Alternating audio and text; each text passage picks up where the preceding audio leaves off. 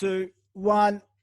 Welcome back, guys. Coach Naka here on the ONETRIBE Podcast, and I've got another guest from around the world, one of my good mates. We've known each other for a long, long time. I met him here in Dubai, and he is now currently residing in his home, Lebanon. Mr. Mokdad. Welcome, brother. Welcome. Sure, brother. Thanks for having me. Just for my viewers, bro, give us a rundown on yourself, man. A lot to tell, and we'll get into that, but give me a quick rundown. Yeah, long story, mate. No, just quickly, my name's Mokdad. I'm living in Beirut, Lebanon at the moment. Before this, I was in Dubai, and that's where I met you. I was there for about 10 years. And before that, mate, I'm everywhere. Born in Saudi Arabia, lived in Aussie, New Zealand, UK, Wales, all over the place, really. Nomad, brother. Beirut, obviously. I was here for 2 years of school and 1 year of uni. And then I went to Dubai after that. So yeah, bro, that's basically me, man. A child of the world, and looking forward to what's coming next. Nice. So myself and Sol have just recently got into the whole podcasting world, and obviously, you know, you can tell by my one, it's just at the start, and you know, so we're just learning how to do it. But bro, tell us about the podcast you've just launched and what you're doing with it, bro. Yeah. Look, it wasn't something that I really wanted or was always wanting to do, to start a podcast. Actually, when COVID-19 started, I was thinking about different opportunities, getting into the digital world and what I could do. And my first idea was to start a digital agency that caters to podcasts. I did my research and I saw that podcasts were up and coming, untapped market, a lot of potential for growth. So I said, I'll do something where I can offer podcasters social media marketing, artwork, graphic design, social media management, all that stuff. And I said, what better way to do that than to start a podcast? So I only started listening to podcasts about less than a month ago. Yeah. Right. That's sick, because like now, like it's one thing I've gotten into for the last, say, year, was rather than coming home after work and stuff and watching shit, I'd watch like podcasts on YouTube, you know what I mean? The guys who actually film it and whatnot. And a lot of like my passion, like in the industry, fitness and, you know, combat, they do that. They upload their podcasts, and I get more theory and knowledge from these guys talking openly rather than a formatted interview where it's scripted, you know what I mean? So, yeah. I mean, and this is why, like, even having my mate yesterday, is that we grew up together, and you know, it was funny, like I was saying to you before we went live, I was saying that once we got into this conversation and started talking about things, the grown-ups came out in us, you know what I mean? And I think for males especially, communicating is a hard thing. You know, we've all like hung around the same crew out here, all our mates out here. And what I think or feel about our boys here, we're good at communicating even in person, which other groups of friends of mine, we're not. And it's just personalities, but it seems like this group of boys are good at it. But this gives another outlet for guys to come on board and just basically say how they feel or what they're thinking, and without any sort of backlash and people trying to judge them, you know what I mean? So I think it's a good thing, bro. So what's your, definitely, bro. I mean, bro, what's your format on like, so what's it called first so people can search it? It's called Who Let the Labs Out. Yeah, bro. Yeah, Who Let the Labs Out. Let's go. It was funny how the name came up. Really, I didn't think twice. I just picked that name. So I play for the Lebanese national rugby team, the Phoenix. Yeah. And that's been our chant ever since 2011. So yeah. It just made sense, really. And I was able to get some loyalties from the boys that play on the team and use their support to it's good, bro. Kind of drive it forward, interview them.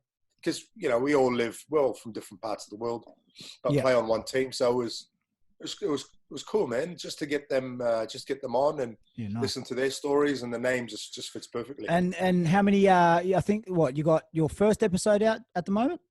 Yeah, my first episode's out. It's kind of a soft launch, just to kind of get it on all the platforms. Yeah. So guys, look that up. I know it's on iTunes and Spotify. Yeah, if I'm not wrong. Yeah, it's everywhere. It's on all the platforms. You can have a listen. Give us some support. I mean, and forgive the audio. I'm still learning, like I was saying to Naka. No, it's a learning game, bro. I remember my first podcast. I had two microphones and one of them was working. I thought both of them were working. So my first podcast went out with my vocal and not my guests. So that was fucking, and I didn't even realize. So yeah, it is what it is, bro. But the reason I got you on, man, is to basically, I'm trying to reach out across the world and in Dubai and whatnot.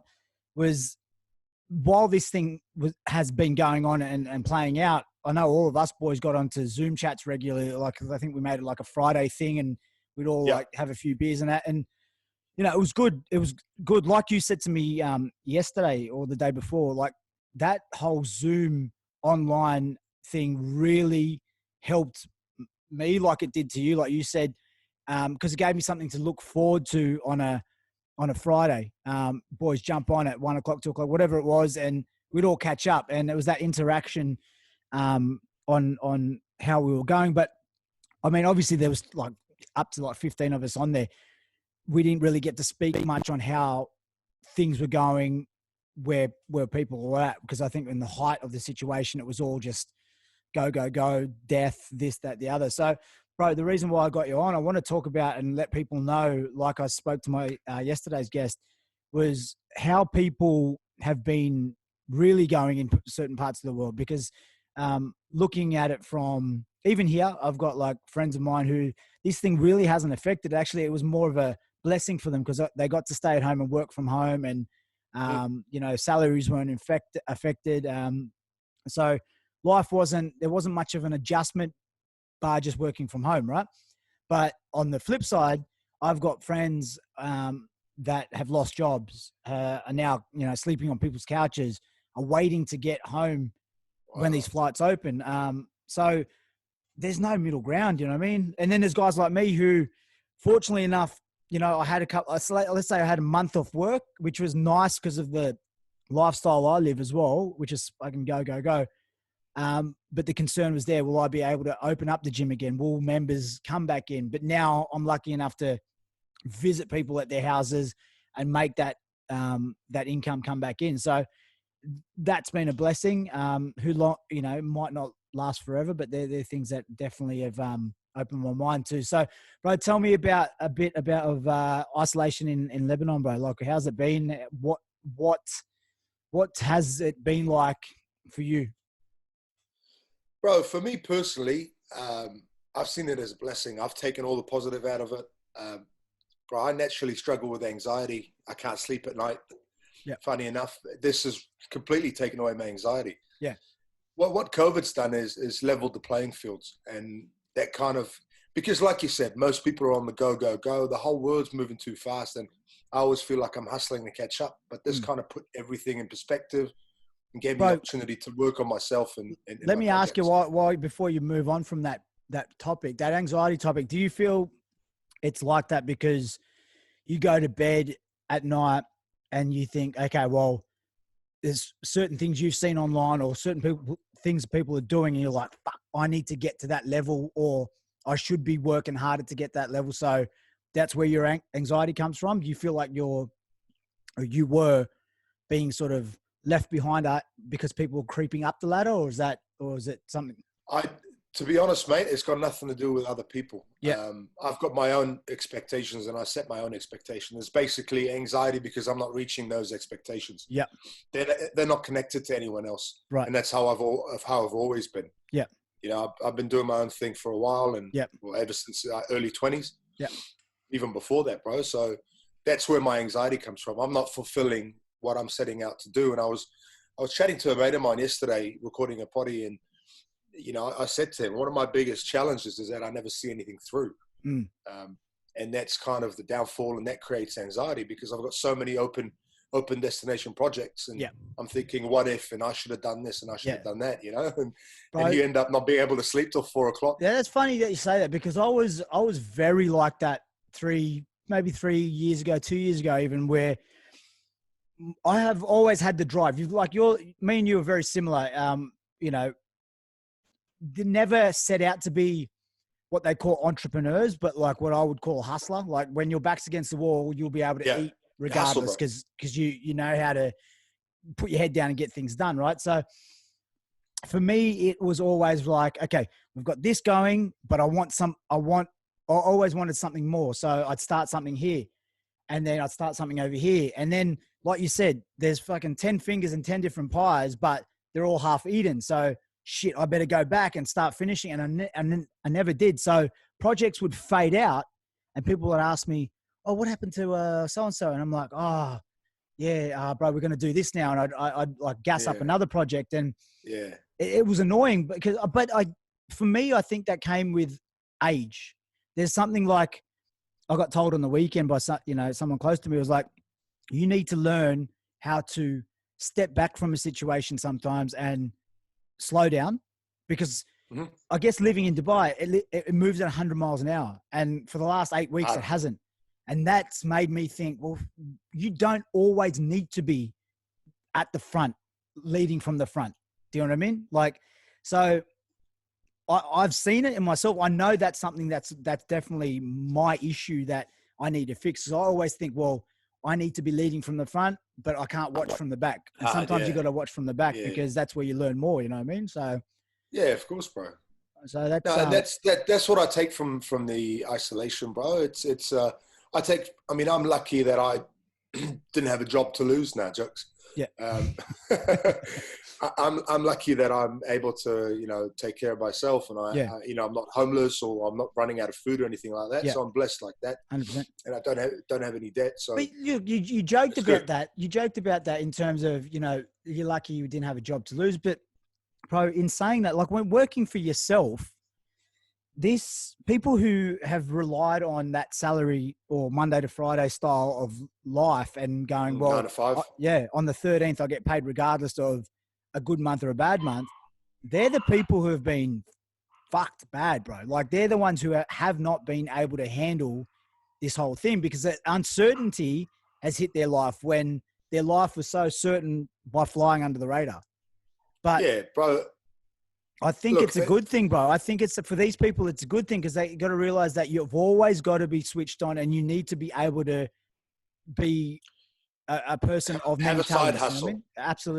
Absolutely. It's not only about being a person of many talents. It's about being able to be self-sustainable in times 100%. Like these. So the Lebanese government, funny enough, they're putting out a drive, which is awfully done, but it works, to start growing your own food. Right. And we already do that. Fresh produce and that. Yeah. Up in the village, my old man already does that. Yeah. He goes up every weekend, and we got fresh produce that comes from nice. So we're trying to be as self-sustainable as possible. Good. And I think, yeah, it's awesome, and I think people will shift in that direction. Yeah. To be self-sustainable was something that was a thing of the past in terms of, having crop, having your house, your security, everything. But now self-sustainable means you're getting money. 100%. And look, it's a thing that's funny is that, I know, when the immigrants came to Australia, my parents were one. You've probably got relatives who've gone to that part of the world back in the early 80s, 70s and stuff. What do you think they all did when they got there? They were the ones who were working in the fields back home and growing this produce. This is what they brought to countries like Australia. And then obviously evolution takes hold, and people want to, instead of a farmer, I want to be a mechanic. A mechanic goes to a lawyer, and which is fine. But then you strip it back to the bare basics, and you go, well, I know for me now at this age, a job's a job, regardless of if it's picking up rubbish or it's being a high level coach. If you're getting paid, you're getting paid now. It doesn't matter. A job title means no shame in working, bro. Exactly. Absolutely. So yeah, that's good, bro. That's good that, they're encouraging people to get back to the hard yakka, you know what I mean? Which is good. Yeah. But at the same time, this is all over social media and the news at the moment. I mean, I never watch it. It's just, I went over for just for a feed in the shisha the other night to a mate's house. Probably one of the 2 or 3 times I've been out. Yeah. And this guy goes, "Oh, bro, did you hear the wife of the prime minister? She's saying that Lebanese people should take back their jobs and work as like doorman, garbos, work in the servos." Yeah. And he's like, "This is mad. Like, we can't do that. We're Lebanese." I was like, "Bro, what are you on about?" Who do you think was doing it before that? Exactly. Yeah, no, I was just saying, we go and do it in other countries. Why can't we do it in our own? But it's so and the lady's funny. saying, the lady's saying, bro, instead of staying at home and being broke or begging on the streets, Yeah. go and work Go and and keep work. the money for yourself. Don't give it Absolutely. to the Syrians that are here. You know, Yeah. there's nothing wrong with. I'm not saying don't give it to them because of out of a racist perspective, but No, it's but keeping the money they're in the willing to country. work. They're willing to Exactly. work. They work hard, bro. Bro, this is the same Bro. shit we have in Australia. But the Aussies cry about the Chinese coming over and taking our jobs. Well, fucking stop lining up in the dole queue waiting for that check. Go and get the job that the Chinese wants to take. You know what I mean? It's the same everywhere. Mad, but, you know, bro, Lebanon, we don't have the dole. Yeah. So we are in an economic catastrophe. Yeah, We're destroyed before COVID. Yeah. It's really bad, you know, and these people are just sitting there like whining and complaining. Well, bro, okay, go so and work, go and hustle, you know. Bro, hard. And that leads me into the perfect segue because obviously the reason why I got you on and I got a couple of the other guys on was to give different perspectives of what's happening around the world and as individuals. Now, in isolation. Yeah, and where I was going, fuck, like I was looking at my Aussie chat and the boys were like obviously not affected. You know, they didn't really go into much of a lockdown. They were getting paid. I mean, a couple of them have been stood down from their positions and stuff, which is tough. Yeah. But then some of the others are getting paid like normal. So it didn't really affect them. But I was like, I kept on saying, boys, make sure you know or you keep your eye out for the other side of the fence, the people on the other side of the fence, because that's great that you've got your salary. That's a blessing. And you know, you're able to pay your mortgage and whatnot, but you know, it's not like that for everybody. You know what I mean? And some of them just couldn't grasp it. It was like, well, that's their fucking fault. I'm like, fuck, yeah, that's a pretty harsh way to look at it. You know what I mean? Because I said, what if your dad was a cafe owner right now? He'd be fucked. His cafe's gone and that's it. Game over. So you got to look at it at both sides of the coin. You know what I mean? So for me, like my next question would be like, what after going through what we've gone through in isolation, do you see your life? For me, I don't see life going back to normality like it used to be, like it was 5 months ago, 6 months ago. That's going to be a long time till that's all back to normal, if it ever goes back to normal. But in terms of a hustle and a work perspective, does this make you want to grind harder and get things going that you thought about in the past? And it's just like now's the time to do it. That's a very good question, bro. Look, I didn't actually touch up on how isolation affected Lebanon, and I'll just touch on that real quickly before I answer your question. Lebanon was already, like I said, economically destroyed before that. So we've suffered a lot, and the economy suffered a lot, and our poverty line's risen to like over 50%. So people are struggling, bro, and we've got no money in the government to support these people, and the Lebanese people have done the drive-through TV channels and various other charities to support them and actually support the hospitals as well. It's sad. But Lebanon was one of the best countries in the world on how they dealt with COVID. Yeah. So we shut the borders pretty early in the airport and very, very early, lockdown, all that. And they say 80% of the population was adhering to the restrictions, which is good enough. Yeah. But we did really well, man. We're still under 1,000 cases. But when we opened up again and we started getting these repatriation flights, like funny stories. This guy comes from Nigeria. He goes and tests him. So they test him for COVID. Yeah. He doesn't have COVID, right? Yeah. Goes back to his village in the north, has a party because he doesn't have COVID, and then gets tested again and then ends up having Corona. And then he's infected like 36 people. One of them's in the army. So boom, last Wednesday we go on lockdown again for 4 days. But today is they lifted the restrictions again, so it's kind of slowly getting back into the workforce and stuff like that. But we've got a bigger issue than Corona, bro, to come back to life, you know? Yeah. And then again, what do you mean going back to normal, and will it ever go back to normal? Is it in terms of protocols and procedures or just life in general? Because it hasn't changed who I am. 100%. Okay, maybe I'll think twice before I shake someone's hand. Yeah. Maybe I'll wash my hands more, but it actually hasn't changed who I am and how I'm or how I'm going to do anything. But do you think it it may have changed a lot of people's personalities? Like, Look, if you're a germaphobe, yeah, you're a germaphobe. It hasn't changed anything. But if you've got a slight thing where you're scared of infectious diseases, you'll be more careful. okay. All I believe it's done, let me tell you, all I believe it's done is it's just changed the way businesses and the way governments, do things. So policies, procedures, and how they go about things, Yeah. I don't think it's changed anything else. Okay, let's actually go ahead. Let's just like while you're talking about individuals, what about the people? And let's talk about this place here, who like to glamorize their life, social media, this, that, the other. Even if it's for a job purpose, like you have to live a certain way to get certain business. I know for a fact, and this pissed me off. I don't know why it did, but it just did. And a lot of people have said it, is that narcissism grew tenfold during the COVID lockdown.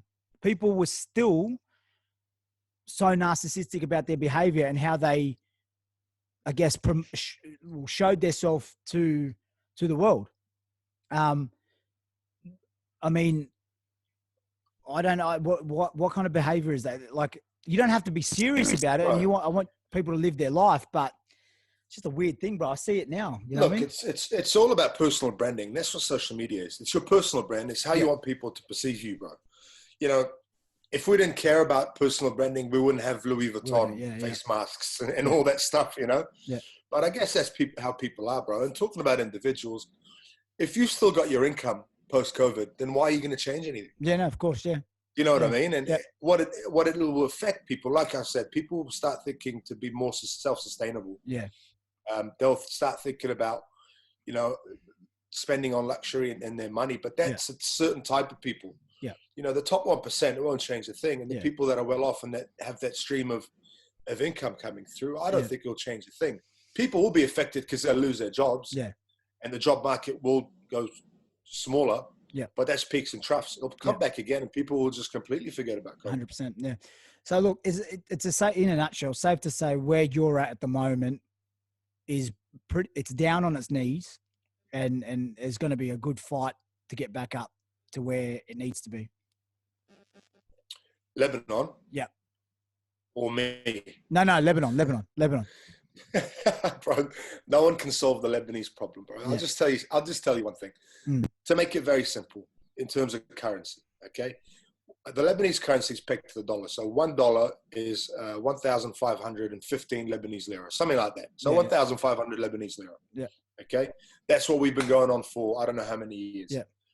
When the Minister of Telecom said we're going to charge people to use WhatsApp back in October, it all went crazy. Everyone hit the streets, protests, demonstrations, and it just went off, bro. Right. And the banks started getting attacked. There was no dollars in the market. The politicians were so corrupt. They stole so many US dollar currency, and we're not getting aid from outside. And there's so many political aspects to it that the people started starving. So if I had money in the bank in US dollars, I can't get it. Yeah. Which drove the black market price of the US dollar to go up. So a dollar now is 4,000 in the black market. Yeah, wow. But it's still 1,500 at the bank. Yeah.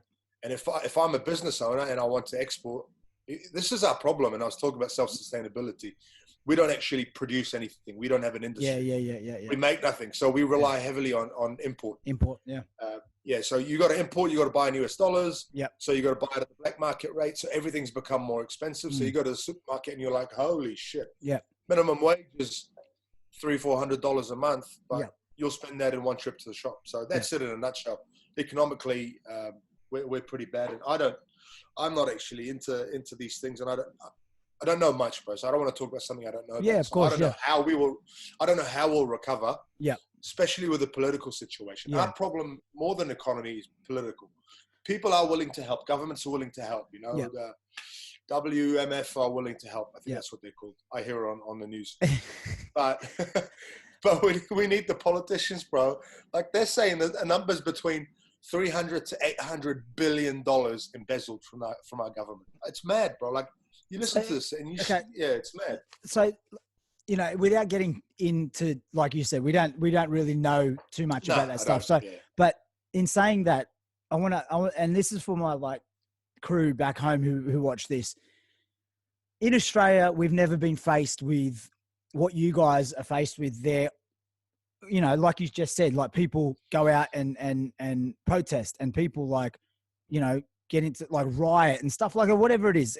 Because like you've said, the government is saying one thing and basically fucking the people of Lebanon over in a nutshell, right? So, you know, like then revolutions begin and whatnot. So, bro, tell me about like your a bit of your background and seeing this, so you can just so people in Australia can picture this, because like me and you know each other well, and I remember getting on the piss with you like years and years ago and asking you and Ellie, right, Ellie Nemi, talking about like you boys playing soccer on the street and watching tanks roll by, like, and it was normal, like, you know what I mean, stuff like that. We don't understand that. And that's why people don't realize what goes on in other parts of the world, because they've never spoke to somebody. I was the same until I spoke to you boys. I was like, fuck, really? And it opened your eyes, man. You're like, holy fuck, people have grown up way, way different to how we have, or other people, you know what I mean? So just go on about that. Like, I mean, in the recent terms. Well, I didn't grow up here, so I never played soccer or next to a tank, but I have never played soccer, full stop. But I used to come here on summer holidays, and right next to my house where we live now, there was a park outside, and there was an old tank that was broken down that we used to play on, and go inside and stuff. So it's very normal for us here to see the army, and there's cops everywhere. But the army's normal, bro. You see bullet holes in buildings, a lot of renovation. But that's going well, you know. So I think what the Lebanese people have become is numb. We're numb to a lot of things. We're not like other countries where you get a lot of, you know, our murder rates are really low. If we do have a murder, it's like nationwide news. Right. And everyone's like, oh my God, there's still that part of culture of doing the right thing that exists. But what we are is heavily corrupt. And that is the downfall of everything. So the first day of the protests, it was peaceful. And then at night, it became like a war zone, bro. Right. It was chaos. I went down on my scooter to check it out, and it was, bro, I'm telling you, it was like Call of Duty when you,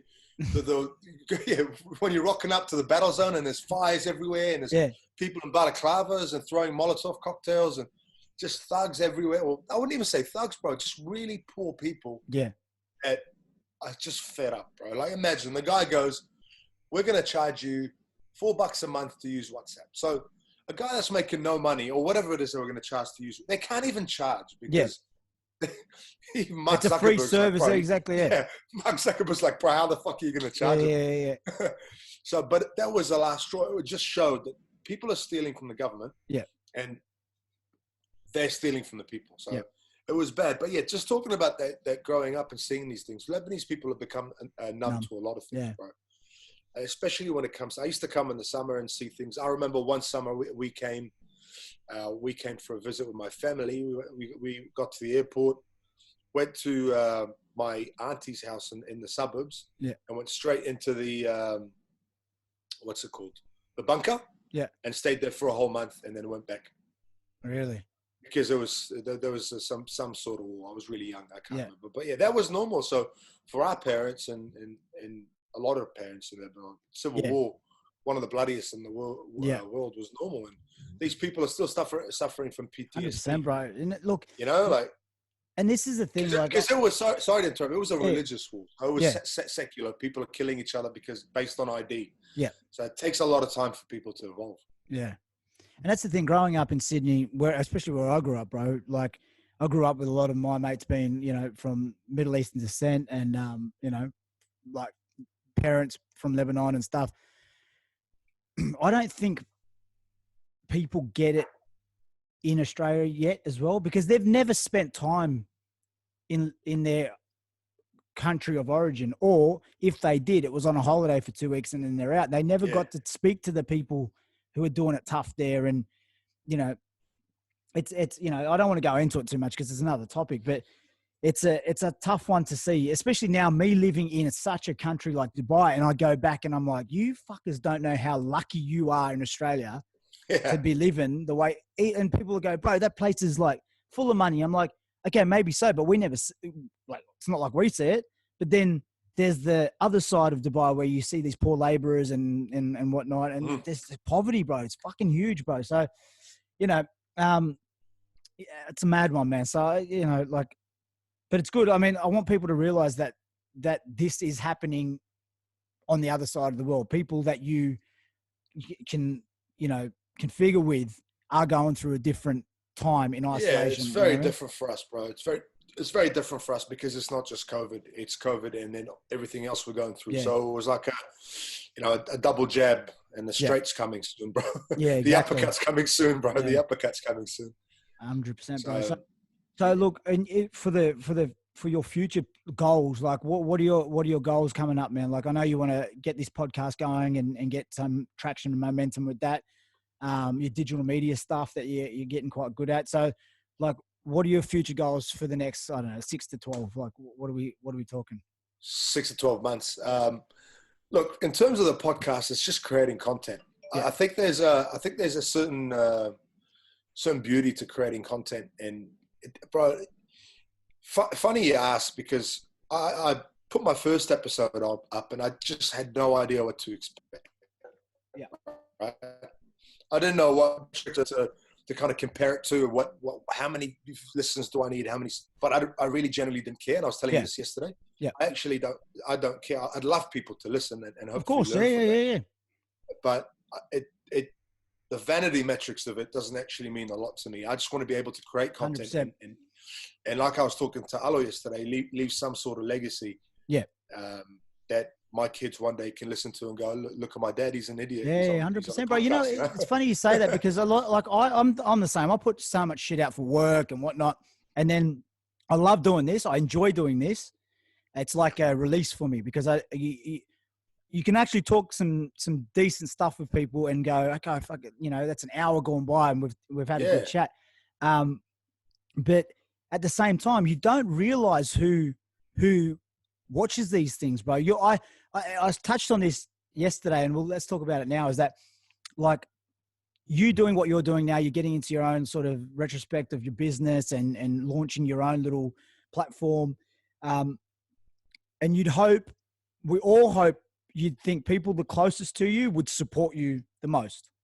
Yeah. And it's I've found it in the last 14 years living here, that's very rare that happens. Like, people won't even ask, or people won't watch, or people won't share things that you think. Look, I'm gonna stop you right here, bro, and I'll just make it really, really quick. Look at your. Let's say we go on Instagram. Look at your friends list on Instagram. Yeah. I'd say I've got 1,500 followers. Yeah. Okay. So if I share a story and I say, please follow this. Yeah. You'd expect an engagement rate higher than 1%, you know? Yeah, 100%. 15 people, if 15, I don't know how many have seen it, but if 15, you can tell. But if you're only getting a conversion rate or engagement rate of 15, 10%, then there's something wrong, because it literally takes no time. You just go, boom, click, follow. But they'll share a story of Michael Jordan doing a dunk, right? Like on a foreign page that no one fucking knows. Michael Jordan doesn't need it, brother. We do. That's the craziest one. And this, you know, I do touch on it because I want to get the message out. I think every podcast I've ever done to this day, there's only been 5 of them. This is my number 6. I always touch on this because I want the community that we are around, because it's very funny. Like, when you lived here, you drove a rugby community. Okay. Mm-hmm. And you're doing the same thing over there. But I feel over there, it's more of a family vibe than it was over here for you. Like, in terms of that community.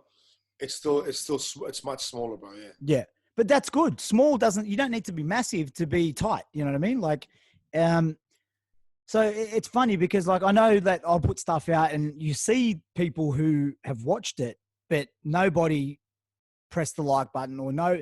And for me, that shit doesn't matter. Likes don't matter, but the support that's why they're called vanity metrics, bro. And the support does though. Yeah. And it's funny because I'll meet up with the same people and I know that they've seen whatever it's gone out and it's not even brought up. But then the question is, oh, bro, how's work? How are you doing? Oh, I like, what the fuck? It's a weird one, man. I'm still trying to grasp it. You do put out a lot of stuff. Look, this is my realization. if I release a podcast, so when the great thing about podcast interview format is it's not about you, it's about your guest, right? Yes, right. So it all revolves around your guest. So you're marketing your guests, you're pushing them hard, and you're using their network to get your exactly. Yeah. So if I get one extra listen or one extra like from them, then bro, that's a plus for me. 100%, you know? And there's something weird about it. You feel, let's say it's me and you now, okay? Let's say no one will ever listen to this. Yeah. But as soon as you hit the record button, something switches in us. Yeah, 100%. You know what I mean? It becomes like, but when you're creating content, you're creating a legacy, and you feel like, oh, bro, I got to be a certain way, and this is so cool. And yesterday I was interviewing this guy, and I said, bro, are you ready? I sent him a WhatsApp, and he goes, mate, I feel like I'm going to be, I'm going in for a job interview. Should I wear a tie? And I was like, bro, relax. Just be yourself. Relax. I can edit. Yeah, I can edit it all out. But that's the thing. It's a human nature in us that we're putting ourselves out there. But, and you do that really well. You're always complaining on Instagram stories and you put in that up. But that's you. That's part of your persona. Yeah. You know, some people don't support because they don't actually know what it means to support. Not as in support in general, because if someone doesn't like any of your photos or doesn't share anything, but you go and when you really need them, they help you out. That's more important than a simple like. But 100%. We're talking about the simplicity of the social media engagement and how we should, through our network, be able to have a much bigger reach. Yeah. It's funny, and I said this to you in the text yesterday, the day before. It's funny that the people who do support you, that don't really know you, like I could take that with my job with the gym. I've got people, strangers that call me on a monthly basis. Hi, Nige, I've seen so-and-so ad. I'd love to train with Streetwise, blah, blah, blah. Fuck, that's cool. But then my own group of friends pay memberships at other gyms. And I'm like, huh? Like, bro, I can get it for you for this cheap. You don't need to pay me as a trainer. You can get all the same work, but just come and be a part of the wider community. Because then that looks awesome that, you know, we've got the crew's growing. Do you know what I mean? So it's just I don't know. Nigel, Naka, not everyone, and this is also a new realization, not everyone thinks like you and me. Yeah. It's completely different. For them, it's a nothing. It's a nothing. It means nothing to them. And I know for you it doesn't. It's just baffling to, like the concept of it is hard to grasp, you know. 100%. And like I get told all the time, mate, don't let it get to me. But I also think, because I guess for me, like if you open up a fucking ice cream stand in Sharjah, bro, sweet. Saturday we'll be there. We'll be around the table. You know what I mean? Like no worries. And then we'll push it as hard as we can. And then at some stage it's on your own, you know, to do that. Yeah. Just weird, bro. It's a weird feeling because like I've got, you know. Look, you can't help but feel betrayed. I know that. I know that feeling, bro. I opened a pub here. I've done a million things. Yeah, exactly. Yeah. Of my own that require that support from your closest mates. And, oh, bro, like it's just it's interesting. It's interesting. I mean, I try to support as much as I can. Bro. The past 5 years for me financially, I've been really strapped. So I can never support financially, but I do my best to. Bro, and it's not about that. I spoke about this to my mate yesterday. Is that I will fucking help people with fuck money. Money's not a thing. Like I'll help people I've got people that we train on the roster for free. That's not a thing because I see how much they get out of it. Not forget the training. Just how much it changes them as an individual, because before they were down on their luck. Okay, bro, just be a part of something, because when you're a part of something, you feel good. Just like, bro, you've played on how many rugby teams? You get the boys who don't really know how to play, but you know you have them on the team anyway because a win for them, a win for the team is a win for them and their personality. Yeah, and it feels good, bro. You know what I mean?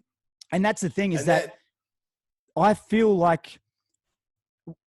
People, you know, that you always read these quotes, but people hate to see other people win. It's only when they're failing they'll talk about it.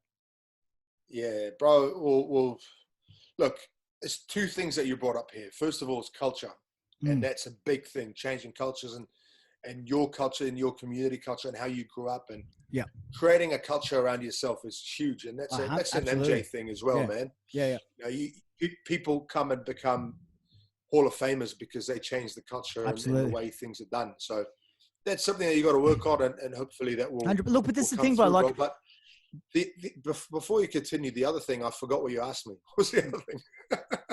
What did you say? I can't remember now, bro. It was good. I had a good answer. But listen, Anyway. like the culture thing is exactly what I'm talking about. Like I've been able to build, thankfully, after 14 years of like, you know, solid work, and we keep working, is building a culture around the brand. And that's why during COVID, I was still able to ask people, not ask them, they were like, Nige, we want to pay you for Zoom sessions. I'm like, can I charge you for that? It's fucking, but yeah, sweet, let's do it. You know what I mean? Feels weird, eh?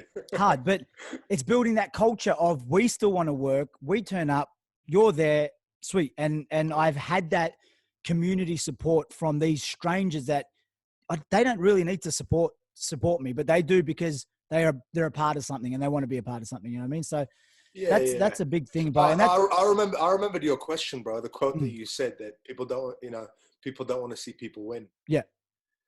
Look, jealousy, envy, 7 deadly sins. Yeah. Solly, you there?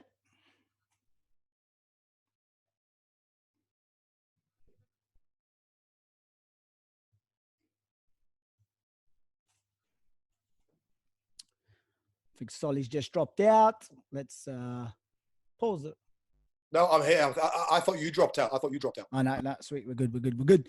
Yeah, bro. So sorry. Yeah, so I was saying, jealousy, envy, that's all part of us, bro. We all feel that way. And talking about, you know, people talk about more about failure. Bad news spreads further than good news. Yeah, absolutely. That's just the way human nature is, bro. And you've got to take that as a variable in everything that you do. But yeah, people like to see people fail. Yeah. It's a thing. Like, as much as we can try to sugarcoat it and say all these cool quotes about it, people like it, bro. But they only how good will it feel when you don't fail? And those people that want to see you fail, it's still there. You know, it's still there. They'll still be there waiting for you to fail, bro. But I think that's drive you, you know. Exactly. I was going to say that's I think something that drives you harder. You know what I mean? People saying that you can't or they're going, you know. So it's good, but yeah, bro. So, like, going on to that, like, now you, again, who knows what travel plans are in the future if we're able to do things like that. But do you see yourself one day again leaving home and going somewhere else, or what's it? Well, I was leaving in April. Yeah. See, I was over for Rama's wedding in Oz. Yeah. In February, and I stayed there for about a month. And on the way back, I had to come back because I couldn't access my money on my cards due to the bank situation here. And then COVID hit, couldn't travel. But my plans were to leave in April, and it was at 3 destinations on my mind. But I was going. I'd already stopped my work here. Yeah. I informed Lebanon Rugby that I was looking at leaving in April. And the university that I work at, that I coach at, was falling apart anyway. So that was the plan. Right now, COVID's affected where I'm going. Okay. It makes a huge difference. But yeah, Lebanon's really unlivable at the moment, bro. If you're not making a lot of money, you just can't live here. Yeah. It's really difficult, bro. The challenges that we face are unparalleled. Like, there was this meme that I made.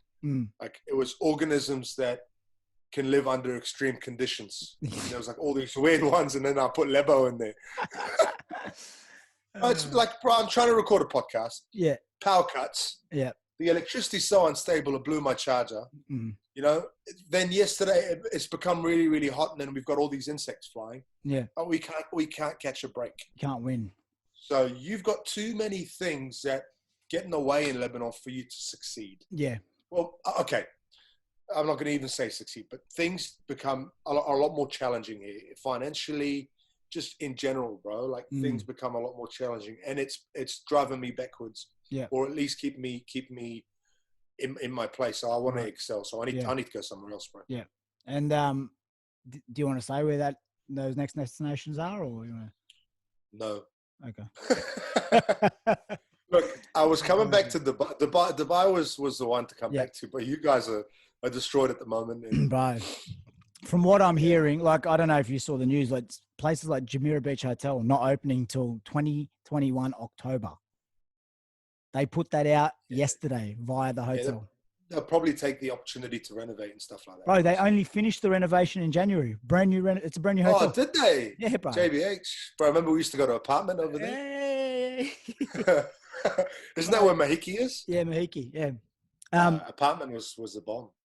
So, like, yeah, you're right. The fucking this place is up for a big shock, I think, in the next 3 to 6 months once things level out.